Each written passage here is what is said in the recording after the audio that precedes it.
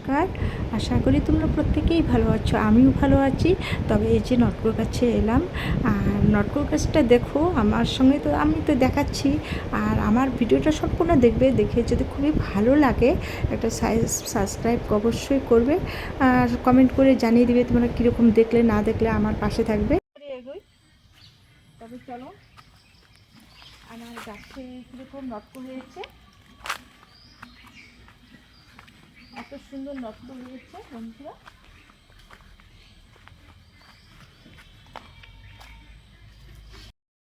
নমস্কার, আশা করি তোমরা প্রত্যেকেই ভালো আছো, আমিও ভালো আছি।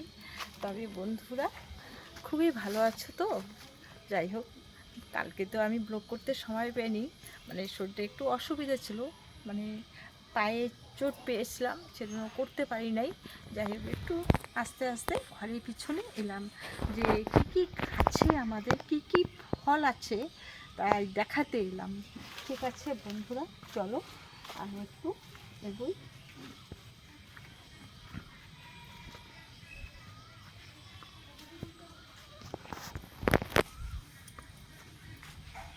কত সুন্দর নটকো হয়েছে বন্ধুরা। তবে এই নটকো রথের মেলায় তো দিবই একটু, মানে ঠাকুরের নামে, স্বয়ং শ্রীকৃষ্ণ ভগবানের নামে আর কি দিবই। এত সুন্দর নটকো, মানে মানে গোড়া থেকে একদম একদম গোড়া থেকে কত সুন্দর হয়েছে, একদম আগা পর্যন্ত হয়েছে, মানে এত দূর দৃষ্টি মনে হয় যায় না, এত সুন্দর নটকো হয়েছে আর এত ভালো লাগতেছে না। আর এই পাশে আমাদের কোনো গাছ নেই, এদিকে তো অন্য গাছ রয়েছে, আর এখানে আছে আর একটা গাছ,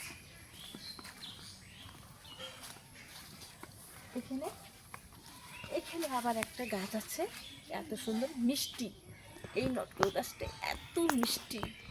আর আবার ওইদিকে আছে বন্ধুরা, আবার ওইদিকে আছে, আবার ওই দিকে আছে, এত সুন্দর, এত ভালো লাগতেছে, মানে আগা পর্যন্ত। আর এই পাশে মানে নটকোগুলো শেষ করে ফেলাচ্ছি, মানে ষষ্ঠী পুজো দিয়েছি, মানে আমাদের বাড়িতে তো ষষ্ঠী পুজো হয়েছে। আমার তো ব্লকে মানে সবাই তো অনেকে দেখার, একটু হাঁটতে খুবই অসুবিধা হচ্ছে, পায়ের নিচটা একটু একটু মানে ওই যে গজাল দিয়ে একটু ফুটো হয়েছে, তো সেজন্য হাঁটতে আমার খুবই অসুবিধা হচ্ছে। দেখতেই পাচ্ছ আমি ঠিকমতো মানে চলাফেরা করতে পারছি না একদম। এই যে জানলাটা, এই যে জানলাটা, এই জানলাটার পাশে আমাদের কত সুন্দর এই যে মানে কাঁচা কলা হয়েছে। মানে আমি অনেক বলে, বড় ছেলে আমার কাঁচা কলা খুবই ভালোবাসে, ও ভাজাটা ভালোবাসে, তাই ওর বাবাকে বলছি যে কোথায় পাবা, তুমি গাছ পেলে তুমি কিনে নিয়ে আসবা। হ্যাঁ, তাই কলার গাছ কিনে নিয়ে, বা এমনিতে আনছে, কিনে নিয়ে আসে নাই, লাগাচ্ছে।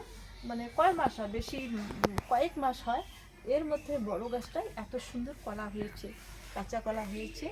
আর এই যে পেঁপের গাছটাই এত সুন্দর সুন্দর, এই পেঁপের গাছটা পেঁপে খেয়ে খেয়ে শেষ করছি, বেশি নেই।